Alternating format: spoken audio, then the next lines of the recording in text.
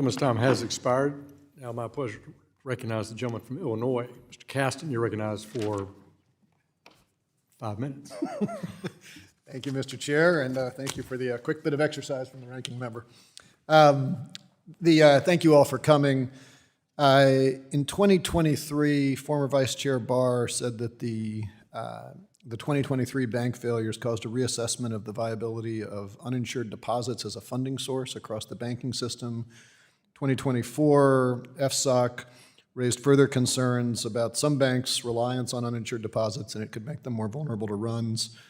Acting Chair Hill, I think you had raised this concern in your Senate confirmation hearings, and if I'm getting this right, you had specifically said that the FDIC doesn't even have the data necessary on the amount of uninsured deposits above and below the various thresholds other than the $250,000 limit. Without getting into details, I'm curious, in your time in this role, have you directed the FDIC to start trying to get that data? So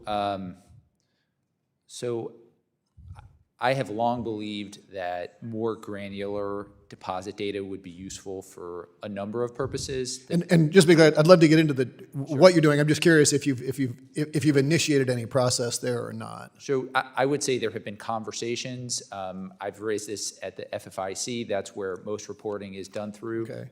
But I would say at this stage, I know there's institutions that are collecting data, but we have not taken any steps. So still important, but haven't done it yet. So the New York Fed recently issued a paper saying that they're noticing deposits are flightier right now, and specifically in response to interest rate changes, finding that there are run risks, particularly when rates go up. Wall Street Journal reported recently that wealth management clients are more likely to pull deposits out and chase higher yield when interest rates are rising. So Vice Chair Bowman, I guess what I'm wondering is the Fed doing anything to monitor what happens if those risks run out of the traditionally regulated financial system to private banks, to other alternative investment vehicles?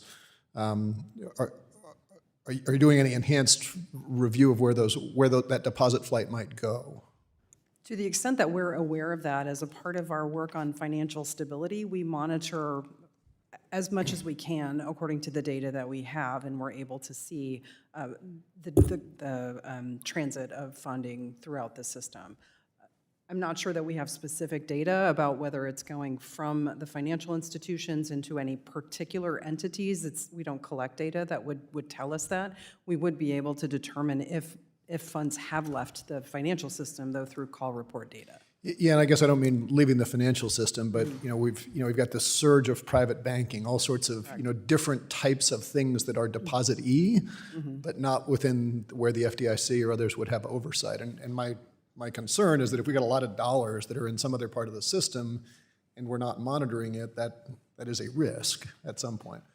I'm particularly concerned about how this all affects stablecoins.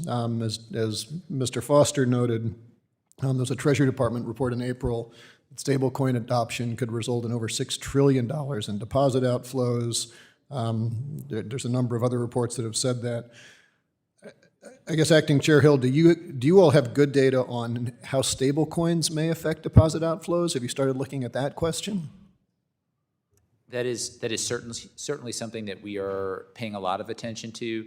I don't think anybody knows what type of impact deposit flows into stablecoins could have on the system. I know there are estimates out there. I think those are basically just guesses. Well, let me ask a more specific question then, because I think this may answer whether or not there's likely to be deposit flows.